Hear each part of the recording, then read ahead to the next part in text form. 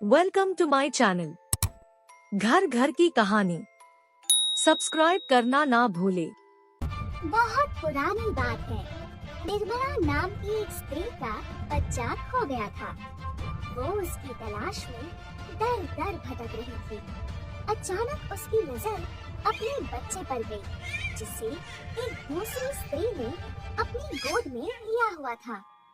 निर्मला दौड़कर उसके पास गई और अपने बच्चे को उसने अपनी गोद में लेना चाहा, लेकिन उस दूसरी स्त्री ने उसे बच्चा देने से इनकार कर दिया। निर्मला ने कहा, बहन, ये बच्चा मेरा है। मैंने हर जगह इसकी तलाश की, लेकिन भगवान का शुक्र है कि मुझे यही मिल गया।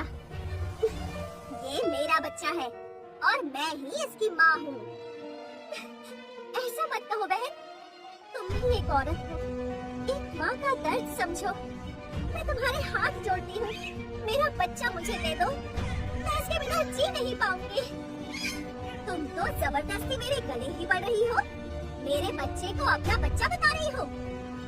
इन दोनों की बातचीत सुनकर कुछ लोग वहाँ इकट्ठा हो गए। एक साधु ने दोनों से कहा, आप दोनों ये बताइए कि बच्चे के शरीर पर कोई ऐसा निशान है जिसके बारे में आपको जानकारी है? इस बच्चे की पीठ पर बाईं तरफ एक तिल है।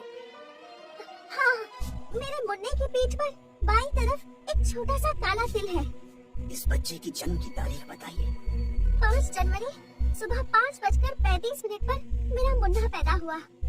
हाँ, 5 जनवरी सुबह 5:35 पर इस बच्चे का जन्म हुआ।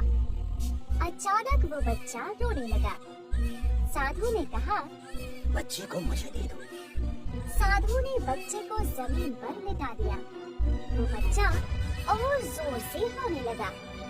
निर्मला ने लपक कर बच्चे को अपनी गोद में लेकर सीने से लगा लिया और उसे चूमने लगी। बच्चा चुप हो गया। मेरा बन्ना, मेरा राजा बेटा। इसके बाद साधु ने बच्चे को लेकर उस बिमला की गोद में दे दिया। बच्चा फिर रोने लगा। इसके बाद फिर साधु ने दूसरी स्त्री के हाथ से बच्चा लिया और निर्मला की गोद में दे दिया। निर्मला ने बच्चे को फिर सीने से लगा लिया, बार बार उसे चूमने लगी और बच्चा चुप हो गया। साधु ने निर्मला की ओर देखते हुए कहा, फैसला हो गया, ये बच्चा इनका ही है। यही है इस बच्चे की असली माँ। आप ऐसा कैसे कह सकते हैं? साधु ने दूसरी स्त्री से कहा, पहली बात यह है कि तुमने हर बार इस बच्चे शब्द का संबोधन किया। दूसरी बात, उसकी असली माँ ने हर बार अपने बच्चे के लिए मेरा मुन्ना शब्द का प्रयोग किया।